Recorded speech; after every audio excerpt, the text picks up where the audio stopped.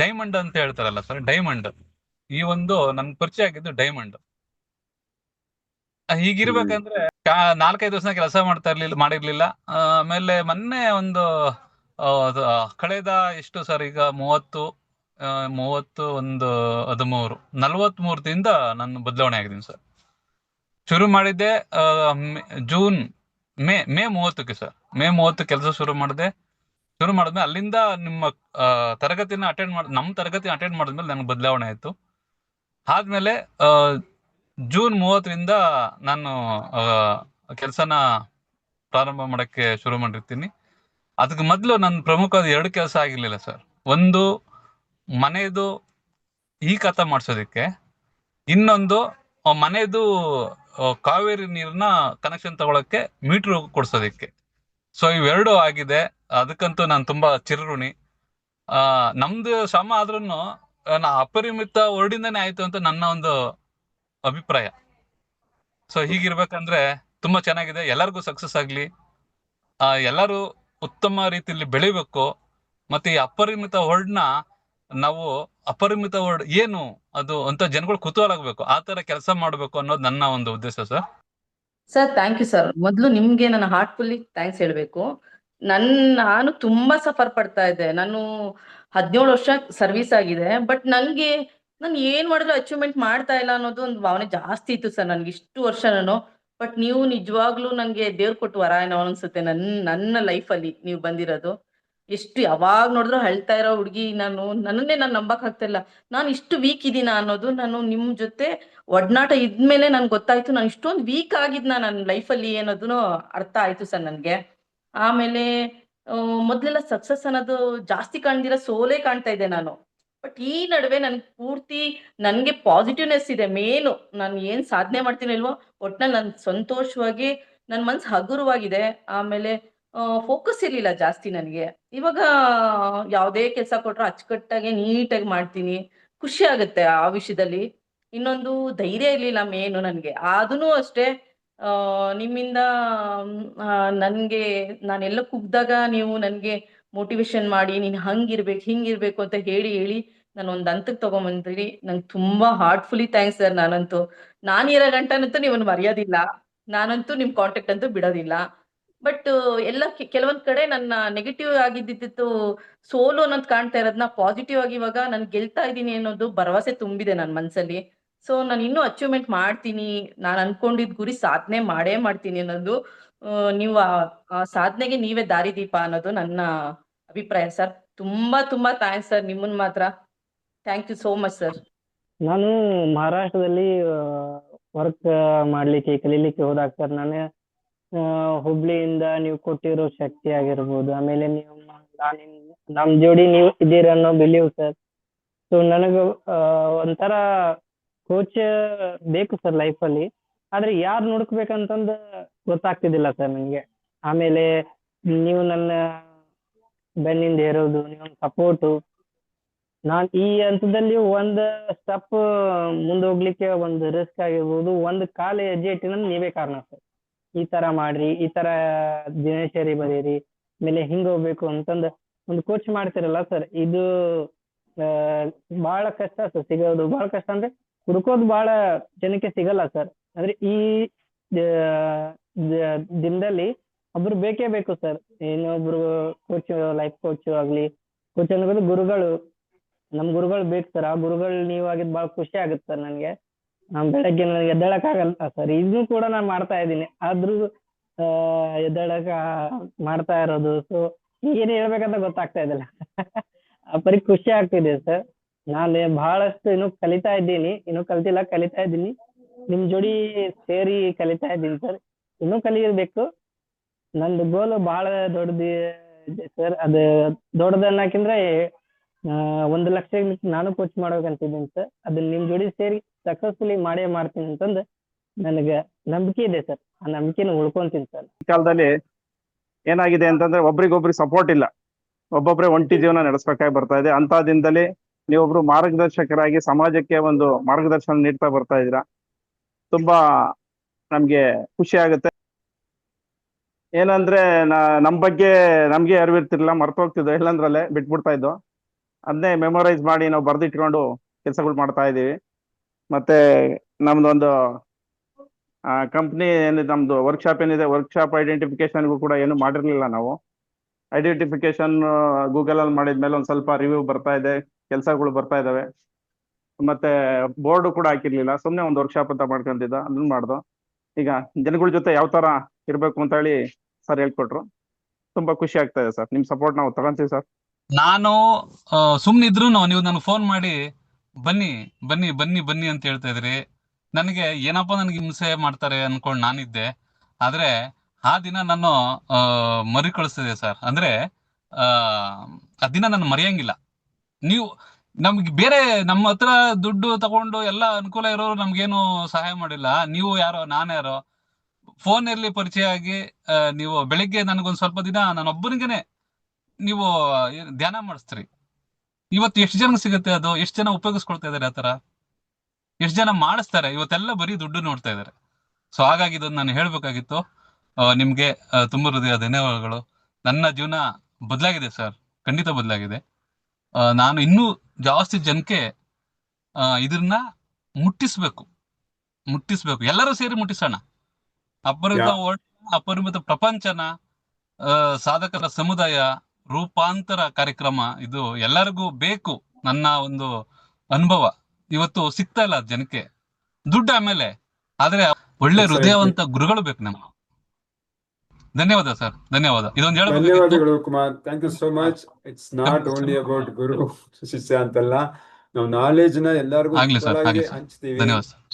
ಆ ನಾಲೆಜ್ ನ ತಗೊಂಡು ಕೆಲವು ಜನ ಅದನ್ನ ಬಳಸ್ಕೊಂಡು ಮುಂದಕ್ಕೆ ಹೋಗ್ತಾರೆ ಅಲ್ವಾ. 100ರಲ್ಲಿ 10 ಜನ ಒಬ್ರು, ಅದ್ರಲ್ಲಿ ನೀವು ಒಬ್ರು ಇದ್ದೀರಾ. ಹಾಗಾಗಿ ಯು ಡಿಸರ್ವ್ ದಟ್ ಕ್ರೆಡಿಟ್. ನಿಮಗೆ ಆದ ಅಪಾರವಾದ ಛಲ, ಮನೋಭಾವ ಇದೆ, ಮೈಂಡ್ ಸೆಟ್, ಅದರಿಂದ ನಿಮಗೆ ಲಾಭ ಸಿಗ್ತಾ ಇದೆ. ಹಾಗೆ ಪ್ರತಿಯೊಬ್ಬರಿಗೂ ಸಹಿತ ಯಾರ್ಯಾರು ಅದನ್ನ ಅಳವಡಿಸ್ಕೋತಾರೆ ಅವರು ಕೂಡ ಲಾಭ ಸಿಗ್ತಾ ಇದೆ. Thank you so much, thank you so much.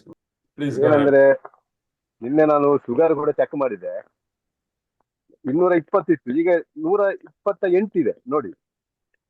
ಅದರಲ್ಲಿ ನಂಗೆ ಅನುಭವ ಇದೆ ಏನಂದ್ರೆ, ಈ ನಮ್ಮ ಮಾತಾಡೋ ರೀತಿಯಲ್ಲಿ, ನಾವು ಕೋಪ ತಾಪ ಮಾಡೋದ್ರಲ್ಲಿ, ಪ್ರತಿಯೊಂದು ವಿಷಯದಲ್ಲಿ ಕೂಡ ನಮಗೆ ಕಂಟ್ರೋಲ್ ಆಗಿದೆ. ಅದು ಬಿಟ್ಟು ನನ್ನೊಂದು ಬ್ಯಾಡ್ ಹ್ಯಾಬಿಟ್ ಕೂಡ ಇದೆ. ಸಾಯಂಕಾಲ ಒಂದು ಹೋಗಿ ಡ್ರಿಂಕ್ಸ್ ಮಾಡುವಂತ ಅಭ್ಯಾಸ ಇತ್ತು, ಅದನ್ನು ಕೂಡ ನಾನು ಕಮ್ಮಿ ಮಾಡಿದ್ದೇನೆ. ಇದೆಲ್ಲ ಅನುಭವ ಯಾವುದರಿಂದ ಬಂದ ಅಂದ್ರೆ, ನಮ್ಮ ಇದರಿಂದ ಬಂದದ, ಬೇರೆ ಯಾವುದರಿಂದ ಬರ್ಲಿಕ್ಕೆ ಸಾಧ್ಯನೇ ಇಲ್ಲ. ನನಗೆ ನಿಜವಾಗಿ ಅನ್ನೋದು ಏನಂದ್ರೆ, ಇದು ನನಗೆ ಒಂದು 30 ವರ್ಷಕ್ಕೆ ಮೊದಲೇ ನಂಗೆ ಸಿಗ್ಬೇಕಿತ್ತು. ಆದ್ರೆ ನನ್ನ ವಯಸ್ಸು ಸ್ವಲ್ಪ